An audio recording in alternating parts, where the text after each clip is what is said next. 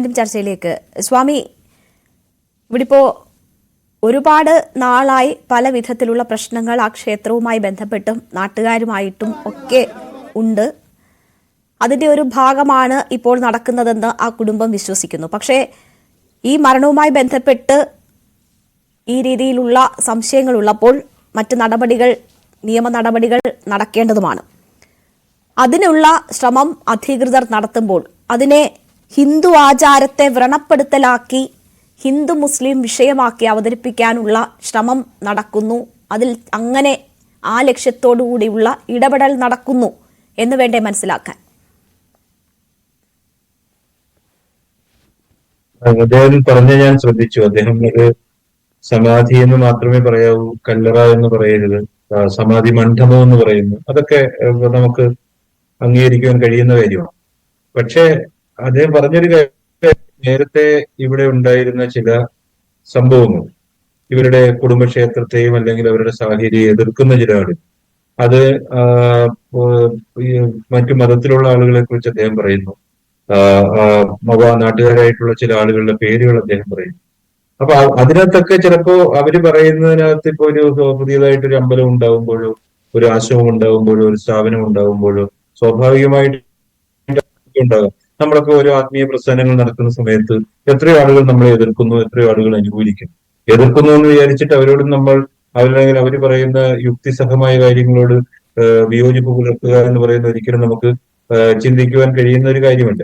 ഇവിടെ അദ്ദേഹം പറഞ്ഞു, ഹിന്ദു ഐക്യവേദിയുടെ ആളുകൾ ഇവരോട് ഐക്യദാർഢ്യം പ്രഖ്യാപിച്ചിട്ടുണ്ട്. ഹിന്ദു ഐക്യവേദിയെ പോലെയുള്ള പ്രസ്ഥാനം ഇങ്ങനെയൊക്കെയുള്ള ഒരു കാര്യങ്ങൾ കേൾക്കുന്ന സമയത്ത് എടുത്തുചാടി ഇവരെ പ്രൊട്ടക്ട് ചെയ്യാൻ ഒന്നൊന്നും എനിക്ക് പറയാൻ സാധിക്കില്ല. എനിക്കറിയില്ല എന്താണ് അതിന്റെ പിന്നിൽ എന്നറിയില്ല. പക്ഷെ അദ്ദേഹം ഈ പറയുന്നത് അതിവൈകാരികതയും എന്താ പറയാ അമിതമായ ഒരു വിശ്വാസത്തിന്റെ അടിസ്ഥാനത്തിൽ അദ്ദേഹത്തിന്റെ ഒരു വൈകാരിക പ്രതികരണമായിട്ട് ഈ അവസരത്തിൽ നമുക്ക് കാണുവാൻ സാധിക്കുകയുള്ളൂ. എന്തായാലും അവരിപ്പം ഇപ്പൊ സമാധി മണ്ഡപം പൊളിക്കാൻ പാടില്ല, ശരിയാണ്. എല്ലാ സ്ഥലത്തും പൊളിക്കാൻ പാടില്ല. ഞാൻ പ്രതിനിധാനം ചെയ്യുന്ന ആശ്രമത്തിൽ ഒരു സമാധി മണ്ഡപമുണ്ട്. അതുപോലെ തന്നെ പല സ്ഥലങ്ങളിലും എന്ന് പറയുന്ന ഇങ്ങനെയുള്ള കാര്യങ്ങളുണ്ട്.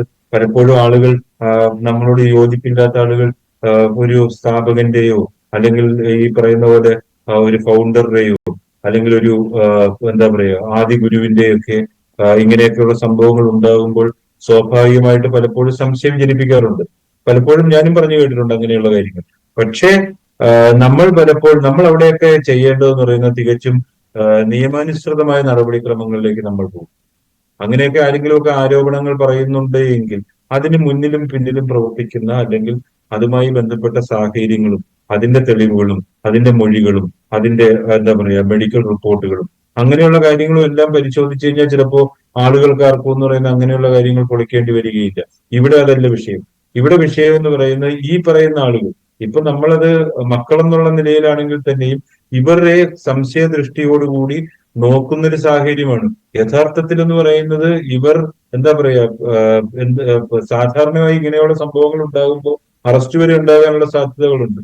പക്ഷെ അതിലേക്കൊന്നും കാര്യങ്ങൾ പോയിട്ടില്ല.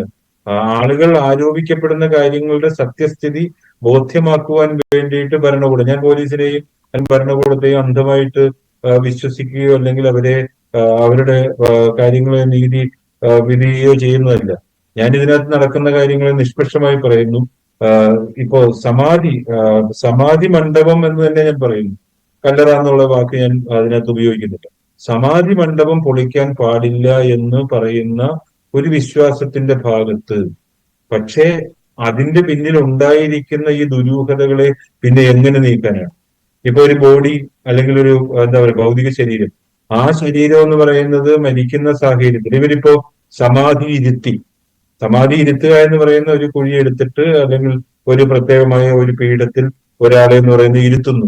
മരിച്ചു കഴിഞ്ഞതിന് ശേഷം ഇരുത്തുന്നു. 9 മണിക്കൂർ ഏതാണ്ട് മരിച്ചു കഴിഞ്ഞതിന് ശേഷം ഇരുന്നു എന്ന് പറയുന്നു. ഇവരിരുത്തിയിട്ട് ആളുകളെ വിളിച്ച് അതിന്റെ കർമ്മങ്ങൾ നടത്തിയതിനു ശേഷം ഇവർ ഈ സ്ലാബിട്ട് മൂടുന്നതിന് മുമ്പ് ആളുകളെയോ നാട്ടുകാരെയോ വിളിച്ചൊരു എന്താ പറയാ അതൊരു ഇവന്റ് ആക്കി എടുക്കാൻ പാടില്ലേ? അപ്പൊ ഇതിനെ എല്ലാത്തിന്റെയും പിന്നിലെന്ന് പറയുന്ന ഇവരുടെ കൈകളിൽ നിന്നുണ്ടായിരിക്കുന്ന അനാവസ്ഥയോ അല്ലെങ്കിൽ വിശ്വാസത്തിൽ ഒരാൾ ആരോടും പറയാൻ പാടില്ല എന്നുള്ള അച്ഛന്റെ നിശ്ചയദാർഢ്യത്തിനും നിർബന്ധത്തിനും പിന്നീടെന്ന് പറയുന്ന ഇവര് വഴങ്ങി എന്നൊക്കെ നമുക്ക് പറയാൻ സാധിക്കൂ.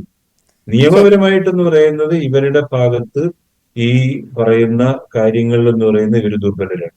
ആ യാഥാർത്ഥ്യം എന്ന് പറയുന്നത് മനസ്സിലാക്കി മാത്രമേ നമുക്ക് ഇത് ചെയ്യാൻ സാധിക്കൂ. മാത്രമല്ല, ഇപ്പൊ ഇവർ ഇതിനകത്തൊരു മതം കൊണ്ടുവരാൻ ശ്രമിക്കും.